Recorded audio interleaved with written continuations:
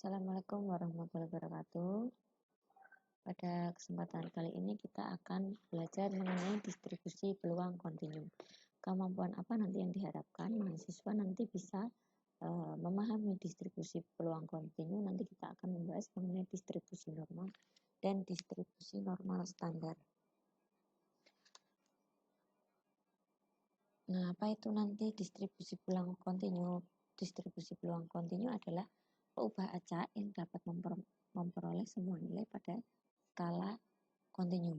Ruang sampel kontinu adalah bila ruang sampel mengandung titik sampel yang tak terhingga banyaknya. Ini ada beberapa syarat fungsi fx variabel acak kontinu. Nah, ini distribusi normal umum atau disebut juga distribusi Gauss biasanya. Nah, ini ada beberapa cirinya. Kalau distribusi normal umum ini kurvanya membentuk garis selengkung yang halus seperti lonceng. Ini simetris terhadap rataan. Ya, rataan di sini adalah mu.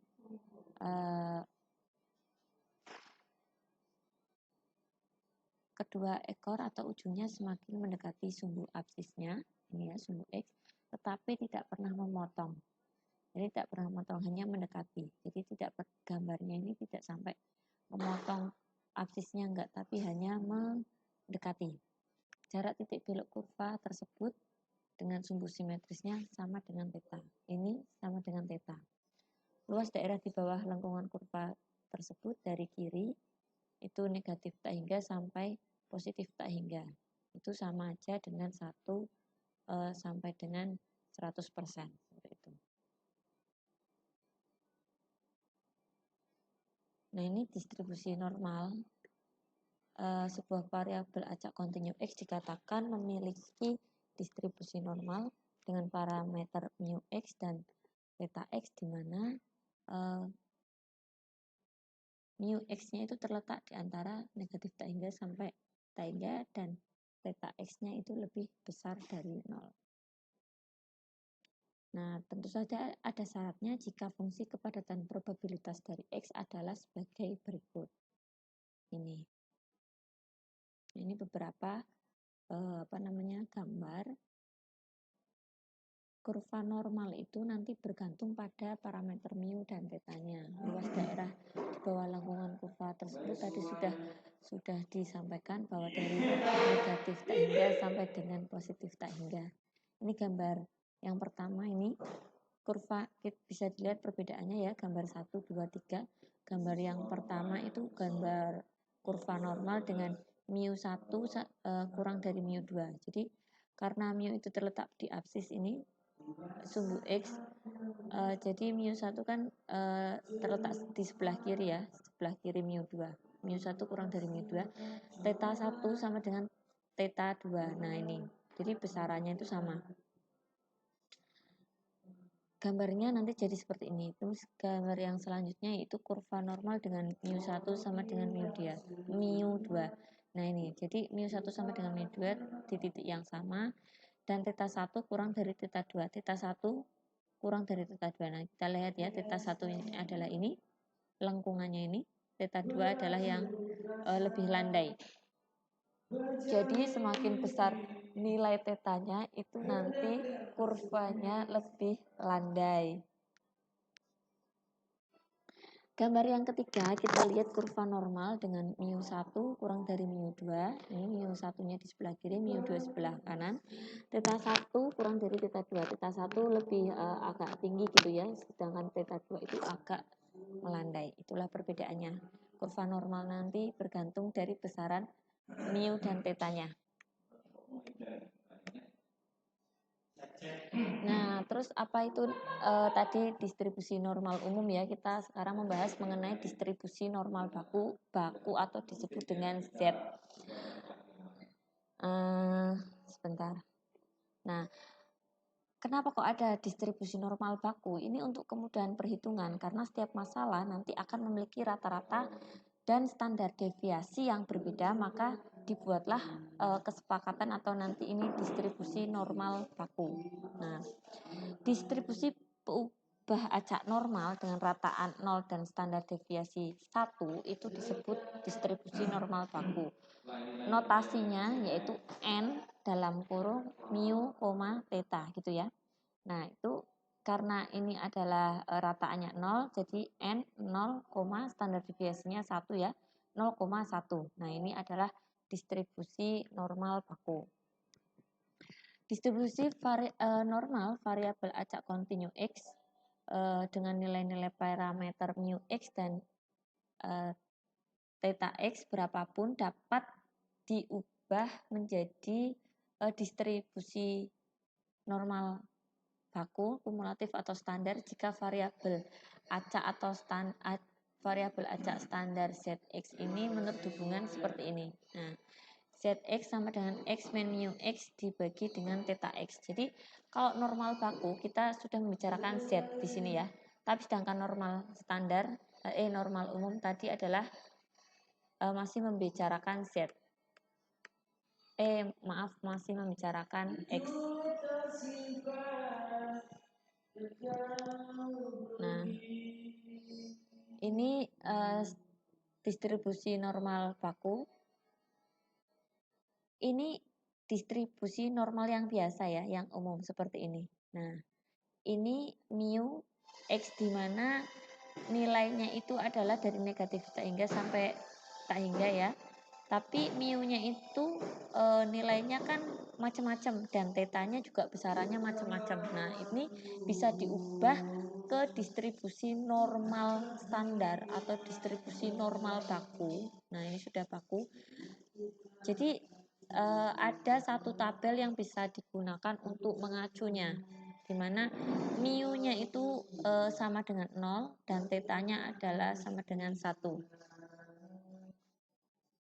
Nah, contoh ini mengubah dari distribusi normal umum ke distribusi normal standar. Nah, tadi kan sudah ada rumus bahwasanya ketika nilai mu berapapun, theta berapapun, bisa kita ubah ke nilai mu 0 dan theta 1. Nah, ini menurut hubungan seperti ini. Misalnya ya, ada sebuah ini kita mencari z-nya di sininya berapa. Ini adalah z sama dengan x min mu dibagi dengan theta. Di sini x-nya berapa di sini? 6,2 ya yang kita akan hitung ya. 6,2 dikurangi mu-nya di sini diketahui 5 dibagi dengan tetanya adalah 10. Nah, ketemu nanti 0,12. Nah, 0,12 karena kita sudah ubah ke distribusi normal baku di sini ya. Mu kan di sini sama dengan 0 di tengah ya. Simetris. Jadi kalau 0,12 adalah di sebelah kanan angka 0. Nah, ini. Berarti di sini. Dikira-kira. Nah, itu ini adalah luasannya ya. Nah, mendapatkan peluangnya seperti apa? Nanti kita memakai tabel distribusi normal baku. Nah, kalau tadi 0,12 itu di mana? Nah, ini 0,12. Nah, ini ya, lebihnya adalah 0,02. Berarti angkanya di 0,0478. Inilah luasan atau mendapatkan peluangnya. Nah, contoh misalnya lagi ini ya. Ketika kita akan mencari peluang di X ini ya, di antara 3,5 dan 5 gitu ya. Nah, berarti kita mencari dulu tadi X-nya adalah di 3,8. Nah, mu-nya di rata-ratanya itu adalah di 5, berarti X-nya di sini ya. Kemudian ini ada nih X-nya kan kurang dari sama dengan 5, berarti batasnya sampai dengan ini. Kita cari 3,8 dikurangi 5 per 10 ketemu negatif 0,12. Karena negatif berarti otomatis di sebelah kiri angka 0 ya. Nah, ini di sini. Berarti setelah kita ubah ke distribusi nilai baku, tidak lagi angkanya tidak 3,8, tapi sekarang adalah negatif 0,12. Nah, untuk mendapatkan peluangnya atau luasan di bawah kurva ini berapa? Nah, kurva yang diarsir ini tadi ya sesuai dengan tabel. Karena luasan itu nilainya tidak pernah negatif, walaupun di sininya negatif, maka akan hasilnya juga tetap positif ya, yaitu 0,0478. Kita lanjutkan ke contoh yang berikutnya ini. 2,9 kurang dari sama dengan X kurang dari sama dengan 7,1. Kita nanti akan mencari nilai Z-nya terlebih dahulu. Karena di sini diketahuinya 2,9 berarti dikurangi 5 per 10 ketemu negatif 0,21, otomatis di sebelah kiri angka 0. Dan untuk yang 7,1 ketemu positif 0,21, otomatis di sebelah kanan angka 0 ya. Kemudian kita arsir karena yang diminta adalah nilai X-nya yang di sini atau sudah kita ubah Z-nya di sebelah sini. Berarti ini ya, diarsir kedua-duanya. Ini lihat mengarsirnya seperti apa. Nah, ini tergantung tandanya yang diminta ya. Untuk mencari luasannya juga kita bisa mencari di tabel. Ternyata luasannya untuk 0,21 itu adalah 0,0832 dikali 2 ketemu 0,1664.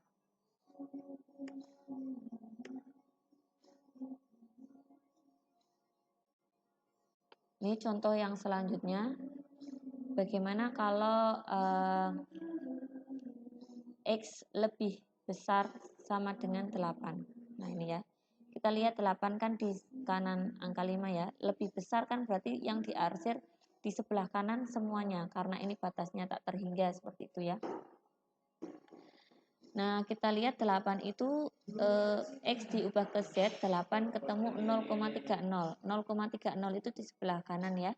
Sebelah kanan angka 0 maksud saya. Kemudian tandanya adalah lebih besar sama dengan. Berarti di sebelah kanan diarsir semuanya. Nah, bagaimana mencari luasan ini? Perlu saudara ketahui bahwasanya tadi luasan di bawah kurva distribusi normal standar ini adalah 1. Sehingga kalau kita hitung dari rataan sama dengan 0 ini di sini ke kanan itu berarti luasannya 0,5. Ke kiri juga 0,5 gitu ya. Kalau kita sudah ketahui 0,30 nilai Z 0,30 ini adalah luasannya itu 0,1179. Nah, ini kan baru 0 sampai 0,3. Ini ya sebelah sini. Tapi yang ditanyakan kan lebih besar sama dengan 8. Otomatis sebelah kanan sini. Caranya bagaimana? Berarti luasan seluruh yang ada di bawah kurva ini yaitu 0,5 dikurangi 0,1179 ketemu luasan yang diarsir kuning ini adalah 0,3821 ya.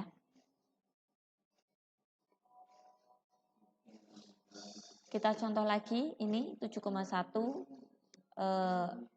maksud saya X-nya di antara 7,1 dan 8. Nah, ketemu angkanya 7,1 itu Z-nya 0,21. Berarti di sebelah sini kemudian Z-nya yang 8 itu 0,3 di sebelah sini. Karena di antara ini berarti yang diarsir di tengah sini. Nah, untuk mencari yang diarsir ini adalah berarti gimana? 0,3 tadi di tabel kelihatan 0,1179 ya. Kemudian kita kurangi dengan yang ini 0,0832. Nah, dari mana ini? Dari tabel angka yang Z-nya sama dengan 0,21. Nah, ketemu 0,0347. Seperti itu ya. Nah, ini teman-teman bisa download atau mencari nanti di Google banyak. Nah, ini tabel distribusi normal. Nah, ini ada berapa penilai Z-nya, nanti bisa dicari skornya di sini.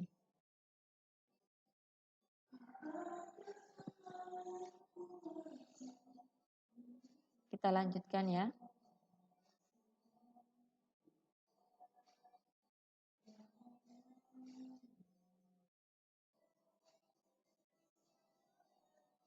Nah, ini ada beberapa contoh soal ini. Carilah luas di bawah kurva normal baku. Itu yang dibatasi oleh yang A, Z sama dengan 0 dan Z sama dengan 1,24. Nah, kita tidak lagi mengubah X ke Z ya, langsung ini adalah nilai Z-nya dan seterusnya. Kita coba ya bareng-bareng, kita akan belajar.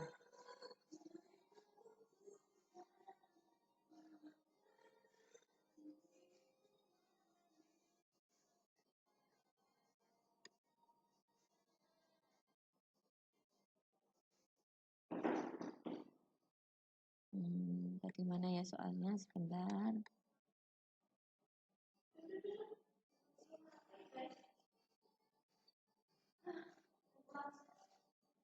Nah, ini. Soal yang pertama, carilah luas di bawah kurva normal baku, yaitu yang pertama, yang A dibatasi oleh Z sama dengan 0 dan Z sama dengan 1,24. Nah, kita gambar ya, kita coba gambar. Nah, karena di sini adalah 0, mu kan 0 ya. Kemudian sama dengan 0, berarti di sini nanti Z sama dengan 1,24 di sini. Ini ya. Berarti nanti ini yang dihitung luasannya. Nah.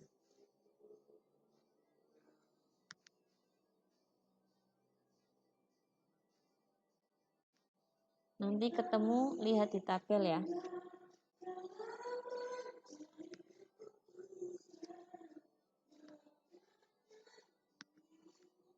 Nah, ini dari mana ini didapatkan? Dari tabel tadi.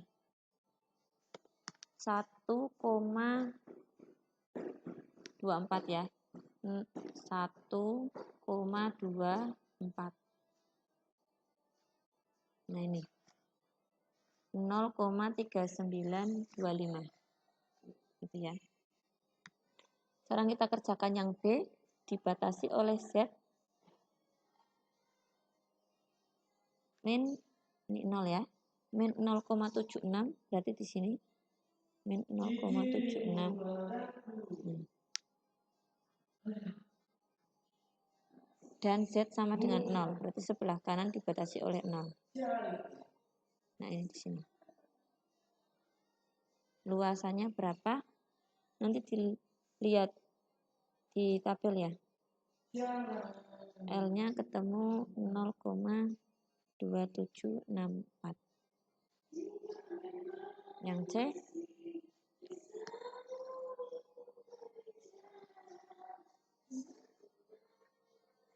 maaf.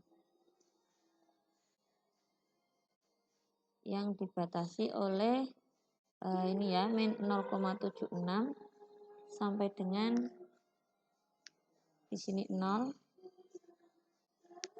1,24. Nah, di sini.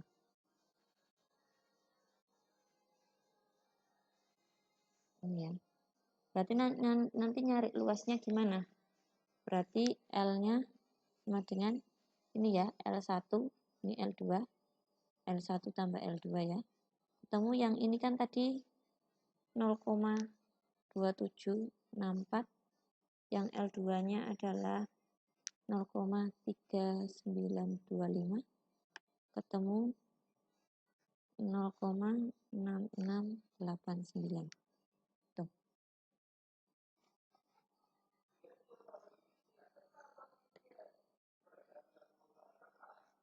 Kemudian yang selanjutnya, yang D, di sebelah kanan apa itu Z min 0,76. Nah, ini batasnya. di sebelah kanan. Berarti kan ini 0 ya, kita anggap ini simetris gitu. Di sebelah kanan negatif 0,76, berarti ini luasannya. Seperti ini. L sama dengan L1 tambah L2. Ini L1, ini L2 ya.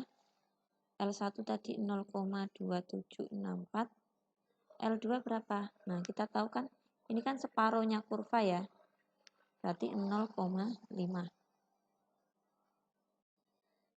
0,7764.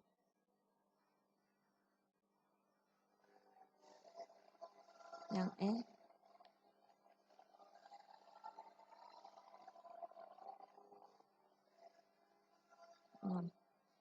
di sebelah kanan Z sama dengan 2,21. Ini 2,21. Di sebelah kanan berarti sini ya. Nah, itu sama dengan, langsung lihat tabel ya.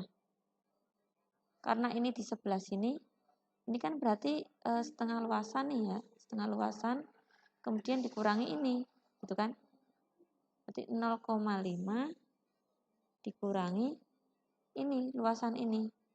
Nah, dikurangi ini adalah 2,21. Nanti dilihat di tabel di sini. 2,21. 2,21.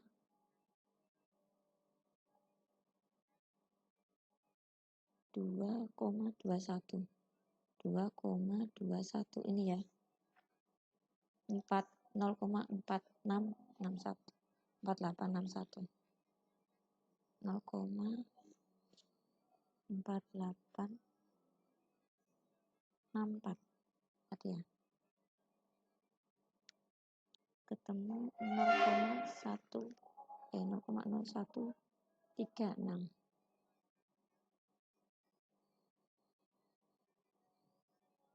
Itu. Kemudian sekarang kita yang terakhir, yang dibatasi Z sama dengan 0,76, nih 0,76 di sini. Dan 1,24. Sini ya misalnya ya.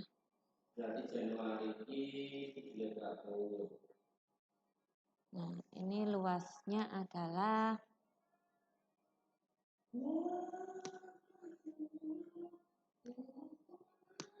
ini tadi kan 1,24. Nah, ini dihitung dulu berapa tadi, 1,24 itu 0,3925 dikurangi sebelah sini, dikurangi di sini ya. Tadi ketemu 0,2764 sama dengan 0,1161. Nah, itulah.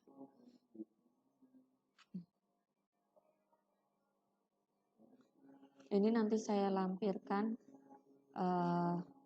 di akhir video ya, gambarnya ini.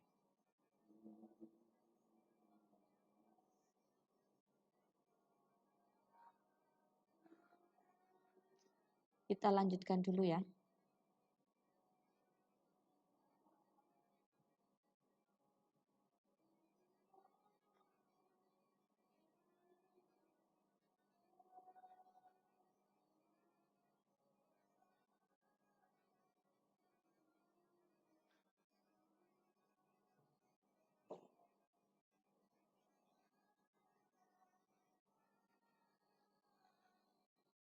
Untuk contoh soal yang terakhir.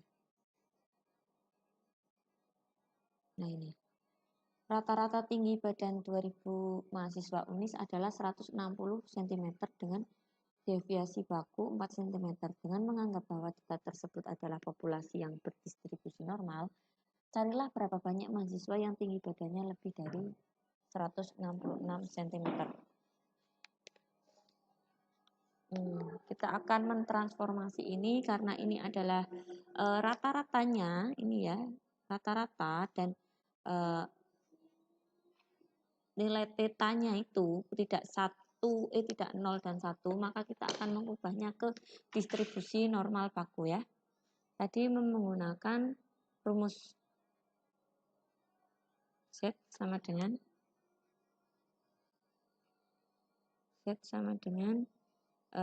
X min mu per theta. Nah, ketemu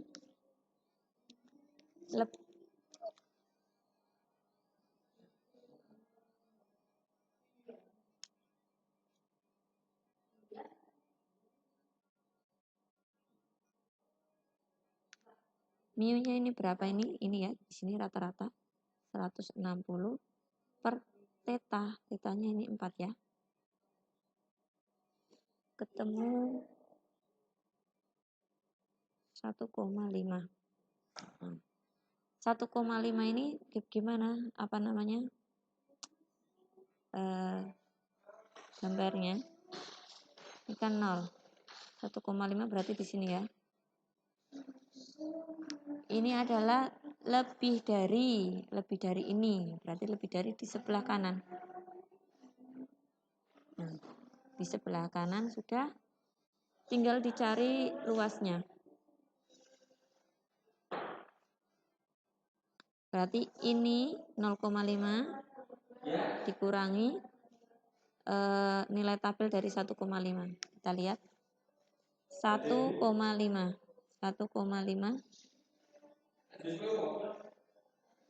ini ya, 4322.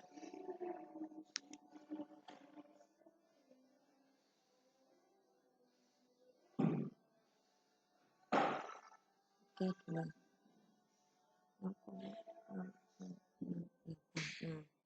Berarti Px yang lebih dari 166 itu adalah sama dengan Z lebih dari 1,5 tadi. Sama dengan 0,0668. Karena yang akan dicari itu berapa banyaknya mahasiswa, kita kembalikan lagi. Ini kan 2000 mahasiswa nih. Jadi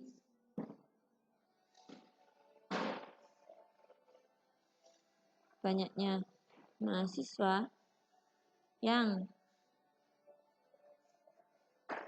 tinggi badannya lebih dari 166 cm